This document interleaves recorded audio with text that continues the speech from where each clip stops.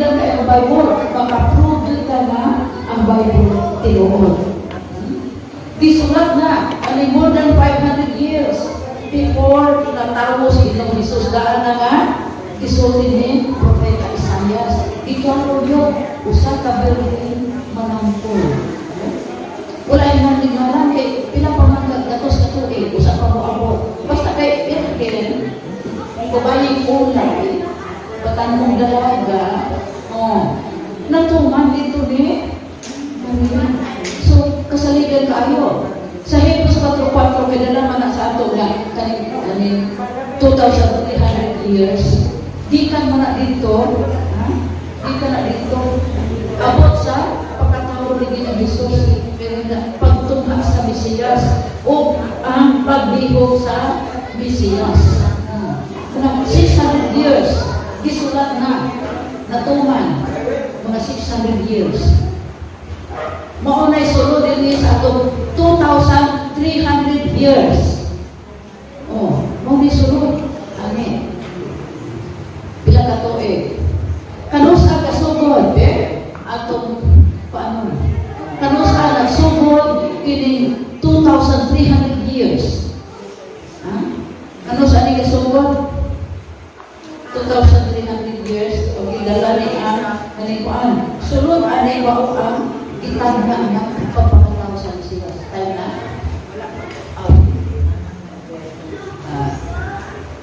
Muna, unod. Sulod, ani. Nasunod din ni ang itagna ng pagkataw ni Ginoong Jesus. Okay. Ano man? Sa AD, kung sa galing, tuwiga na tawo si Ginoong Jesus? Yung pagkatawo. Yung pagkatawo. Pagdihog na sa Mesiyas na natin, AD 32 o AD 31. Yung AD 34, mauna ito ang pagbato ni Esteban. Hindi mo dito sa Daniel nga, kitagal. 2,300 years, kitagal sa imong katawhan. Gitagalan sila randi. Gano'n magitagalan? Ano nang haning mga istorya ha? Gano'n man, nagitagalan. Okay, gitagal sa inyong katawhan. Gano'n man, nagitagalan ang katawhan. Dire sa 34 AD, sa 31, mauna ang pagbihog sa ang Mesiyas pagkadihugan. Masa na pagdihog sa Mesiyas? Okay. Balik sa kalingkuhan. Okay, sige, kaya kung ano man o ato lang na kalingkuhan. Kaya ato lang nag-apel niya sa ato na kinini ang nurturing sa bago nga na bautismuhan. Okay. Limited kayo ng atong time doon. Okay, taas mo muna kasubilanon. Okay, ako lang pulit-pulit kaya sa reviewhan. No? Review naman yung ato sa ato nga leksyon. Okay, review sa ato nga leksyon. Okay. Na-appeal nila sa 2,300 years ang pagbalik sa Ginoo. Sige mo, isaad yun. Dili ko kagagool, ay nyo kasi sali ko sa Diyos, sali ko sa tumupan ako. Description o ako sa Diyos. Ang buwan ko sa iyo ako sa Diyos. Dili ko kagagool, ay nyo kasi sumali ko sa Diyos o sumali ko sa tumupan ako. Okay. So, balik ako amahan, nakikagkampuin naman. Kung dili, pag-ingon ba ako kanino, ako, ano sa pataan ng muna alam ninyo. Kung makaandan na ako doon na alam ninyo, balik ako pag-usap ko, pag-agawa ko ito ako. Diin kami ako, asal ko. Mauna lang ni ang prophecy nga, okay, ang wala matuman. Muna ito paglaon, mauna lang ni ang prophecy nga, wala matuman. Ang pagdihog sa Mesiyas matuman. Kano saan tuig sa pagdihog sa Mesiyas natin? Meaning, yung bautismo. Pagdihog means bautismo. Okay. Tanong sa to? AD 27. Okay. Natawag siya sa AD 1. Ang Mesiyas giliw sa ibautismuhan sa AD 37. Dayon, sa AD 31, siya nakitabo. Okay, gipatay, no? Mauto ang katumanan sa pangahalad na karnero. Di ba? Gikan pa sa Genesis. Gikan pa sa Genesis si Cain o si Abel, di ba? Gisugo sila sa Ginoo sa paghalad ng karnero. Si Abel dituman. Si Cain wala dituman. Diha ang kalahian sa matarong o sa dautan. Gidawat sa Diyos ang halad ni Abel. Apan ang Cain, wala siya pagtamod. Di ba? Iyata sa Bible, wala siya pagtamod. Nanuman ka, wala siya pagtamod. Sa ba, puro sila natuo o Diyos. Si Abel natuo o Diyos. Si Cain natuo o Diyos. Halad mo siya sa Diyos. Pero, wrong ang kakain. Sakto ang Abel. Diha na ko rin ang tugi, diha. Sa'yo ko gusto. Ngayon ginawag ang Abel. Sakto, the process. Saktong pagsunod. Kakain. Sakto siyang kaugalingon. Di ba? Sakto. Sa iyang kaugalingon. Puro gato umapot sa Diyos. Halad na ako ni Diyos. Huwag sa inyo. Halad ko ni Siyawa, di ba? Halad na ako ni Diyos. Gatuo ko siya. Sakto siya siyang kaugalingon. Si Abel, sakto siya lahat sa Ginoo. Diha ka ang landuki. Matod pa sa Proverbio 14:12, adunay dalan nga daw matarong sa usa ka tawo apan ang katapusan dalan sa kamatayon. Diha ka good. Bustos imong pagtanaw, matarong sa imong pagtanaw, pero ang katapusan dalan sa kamatayon. Bibliko ang landuki. So, sa ato ba, nangatuman, natuman ang pagkatawo ni Hesus Kristo, natuman ang pagdiho, nga gitagna niya sa Daniel, o natuman po ang kamatayon, kamatayon ni Kristo. Sa AD 31. Sa AD 34, mauna ni ang katapusan sa iingon nga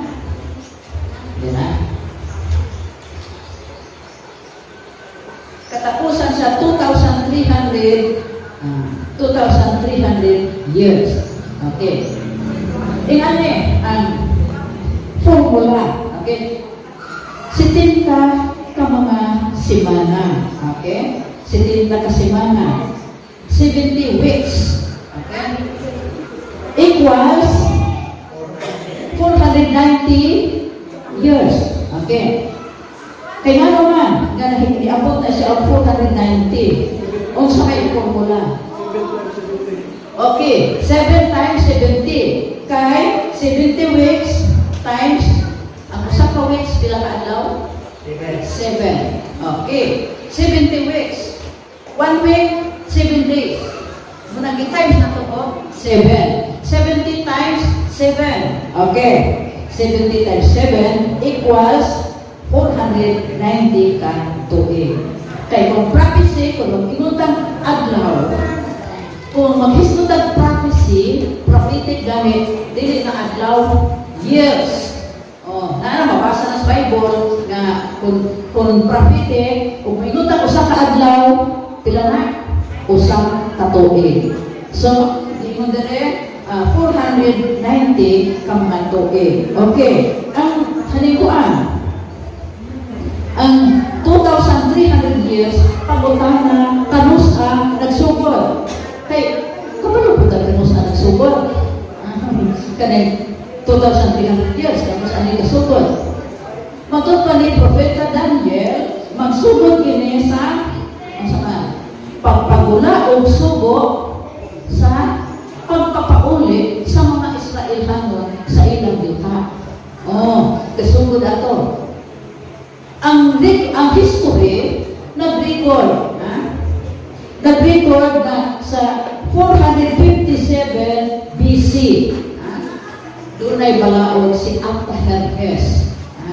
ang hari nga si Artaxerxes nga papaulion ang mga Hudiyo sa ilang yuta nga natawhan. Kay kuan man to sila, gibihag man to sila sa paingon sa Babylonia. So, gipapauli sila. Okay. Kay ang tagna ni Propeta Isaiah 70 years sila maulipon sa Babylonia. Oh. Sa tuig 457 BC,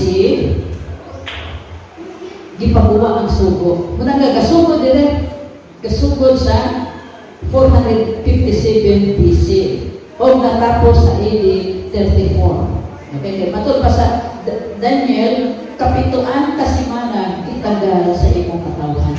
Kining AD 34, sa AD 34, din ang mga events. Minsan nakadumdum ang events sa AD 34. Ang pagbato ni Esteban. Ha? Ang pagbato ni Esteban. Muna ni ang kuandren, itagal nila.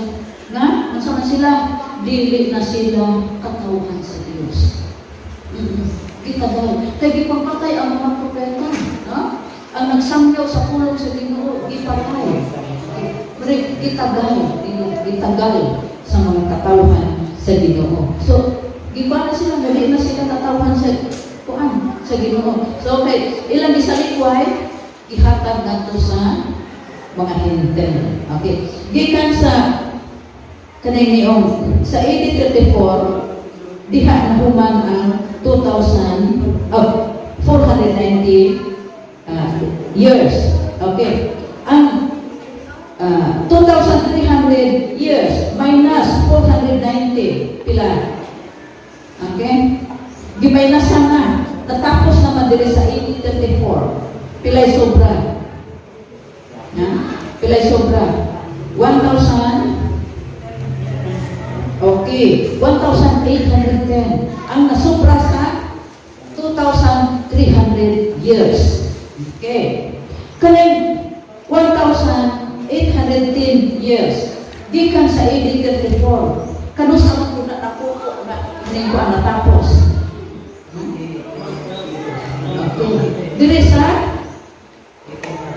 sa 1844. Okay, natapos, nakumplito ang 2,300 years na human siya sa 1844. Mauni ang mga prophecy sa unang panahon nilang William, ang ilang na prophecy na 1844 bubalik ang Ginoo. Okay, mutoy gitawag o kanibuan. Mutoy ba, great disappointment. Nila William na nagtakan. Ilang yung gitakan rin na 1844, bumalik ang Ginoo. Pero, nasayok sila. Gahunat sila. Pero, wag mo taway ni Abo. Muto nga, nasuko ang uban, backside ang uban. Ang uban, nabi ni padayon ko, no?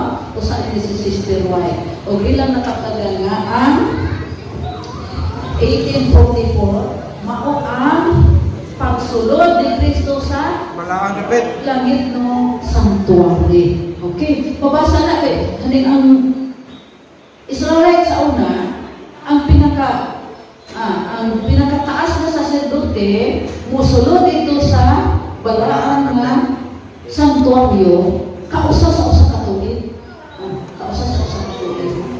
Unya si Kristo diri sa 1844 nisulod pud siya sa pinakabalaan nga dapit dito sa langit. Kay mabasa na sa Hebrehanon, kinikatong santuaryo din sa yuta, masabto, mga landong. Kwanto siya, anino, sa tinuod dito sa langit. O, kanang gisulti sa Hebrehanon, anino, landong lamang sa santuaryo sa langit. Ang tinuod nga santuaryo, ang langit. Si Kristo dito nisunod sa pinakabalaan na dapit aron sa doon sa siya sugod sa 1844. Okay, doon sa siya dito nangatubang siya ala pangatubang. Siya nagpangatubang. Ini gawas anak niya human, bubalik na siya. Kaya ang saad siyang pagbalik, mauna ang katapusan ng prophecy na ato na gihula. Ini si Brother Salamat kayo, Brother John, nga niabot ka. Dili, kay hanin, nalipong sila ini 2,300 years. Time na? Time naman dahil ko, Brad. Kunya na lang hapon, ha?